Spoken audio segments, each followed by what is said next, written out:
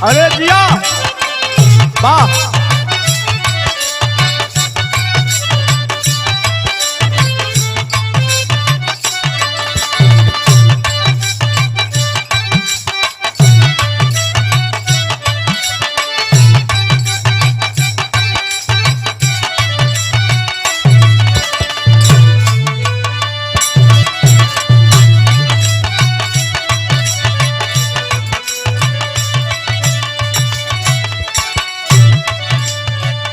साथियों, social media YouTube के माध्यम से तमाम गीत डॉक्टर भीमराव अंबेडकर साहब के बारे में आप सुनते हैं, लेकिन यह गीत मैं हरिओम म्यूजिक सेंटर आजमगढ़ की धरती से आप लोगों के बीच में पेश कर रहा हूं। कहना चाहता हूं उस मसीहा के बारे में जिन्होंने जीने का अधिकार दिया और शिक्षा का अधिकार दिया। इसलिए मैं कहना चाहता हूं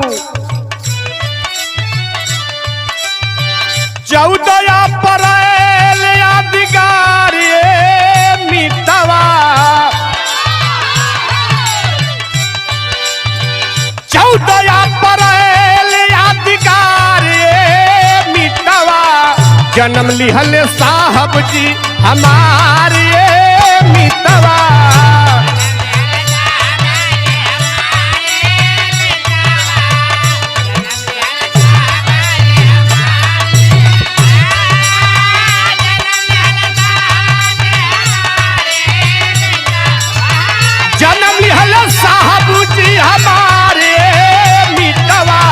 जन्म लिहल साहब जी हमारे।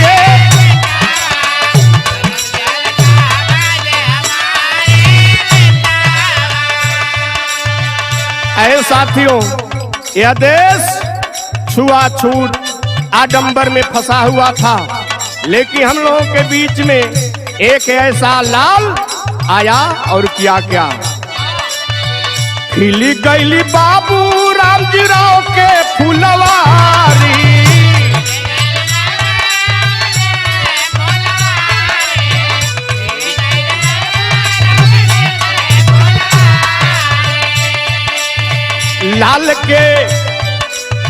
लाल के खिलावे भीमा बाई मातारी।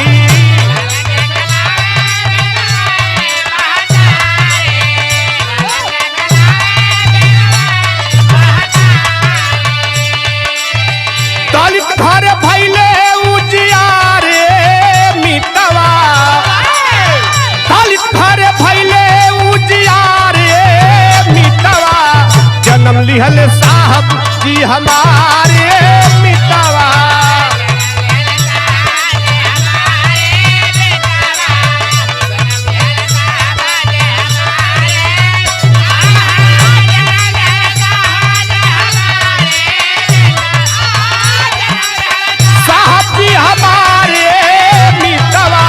जन्म लिहल साहब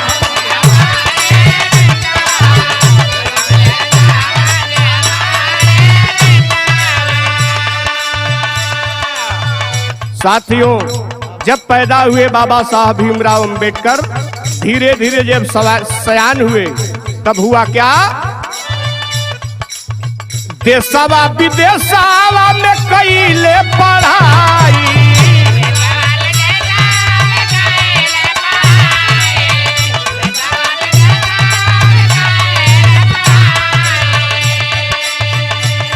बाबा साहब हाई स्कूल और इंटर की शिक्षा लेकर के और चले गए कहाँ, विदेश में। आज जब विदेश में गए तो हुआ क्या, हमहन के खातिर शुरू कैले उ लड़ाई।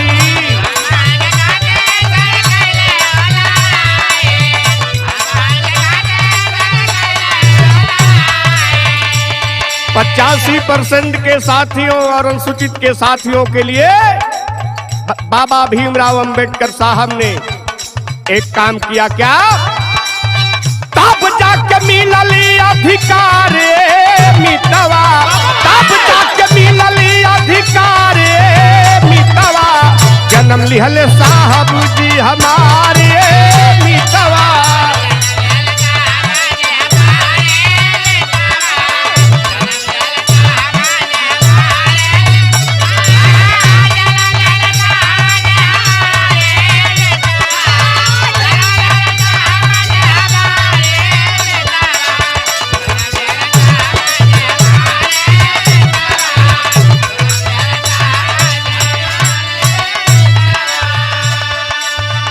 ऐ मित्रों, जब साहब विदेश से पढ़ के आए तो देश गुलाम था, और देश जब गुलाम था उस समय हुआ क्या,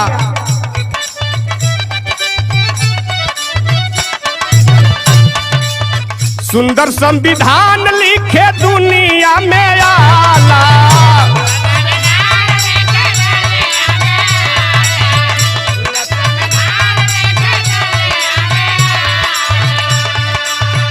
बाबा साहब ने सुंदर संविधान हमारे देश के नौजवान, पिछड़ों और दलितों के लिए लिखने का काम किया।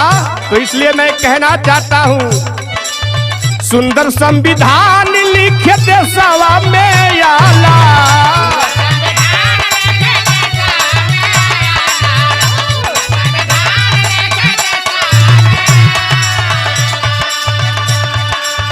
सबसे महान मोरा देशवा कहला।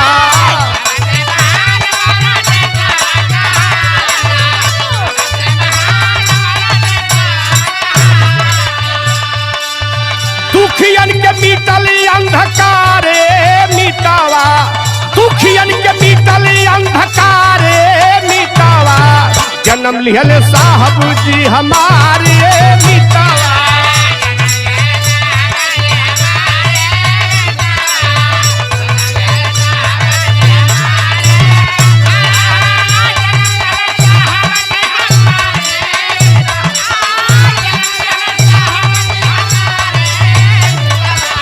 जन्म लिहले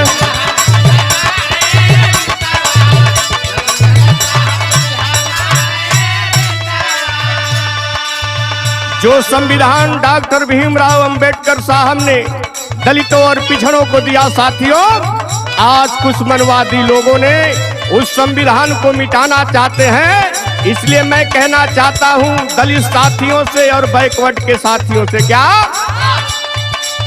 दलित बैकवर्ड जागो जागल अंगड़ाई।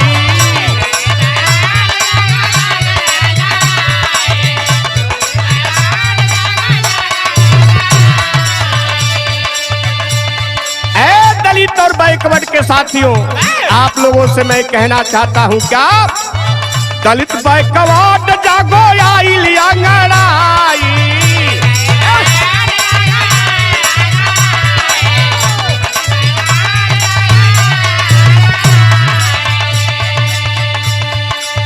केकर हम मजाल, केकर हम मजाल संविधानी मिटाई।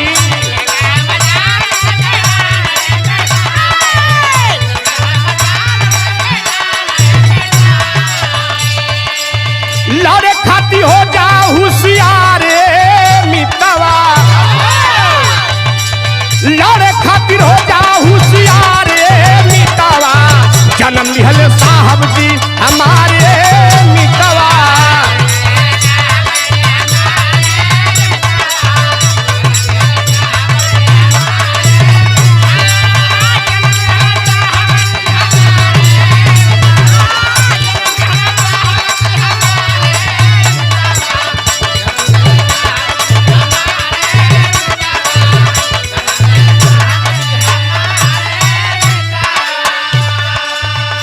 इसलिए मैं लास्ट कड़ी में कहना चाहता हूं, अपने पिछड़े समाज और दलित समाज के साथियों से कहना चाहता हूं, क्या कभी संतोष रहे प्रेम के पोजीशन।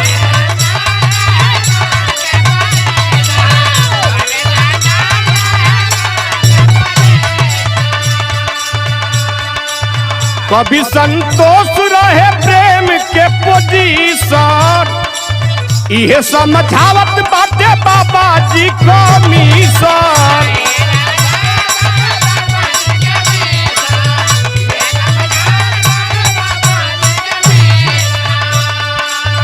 इहे समझावत बाटे बाबा जी को मिशन।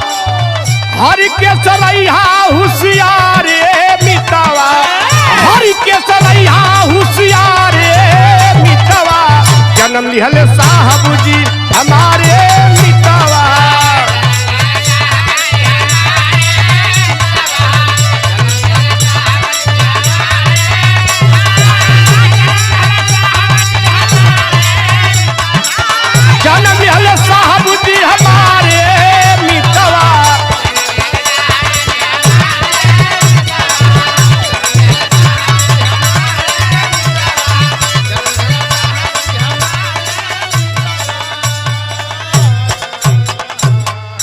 जय भीम, जय संविधान।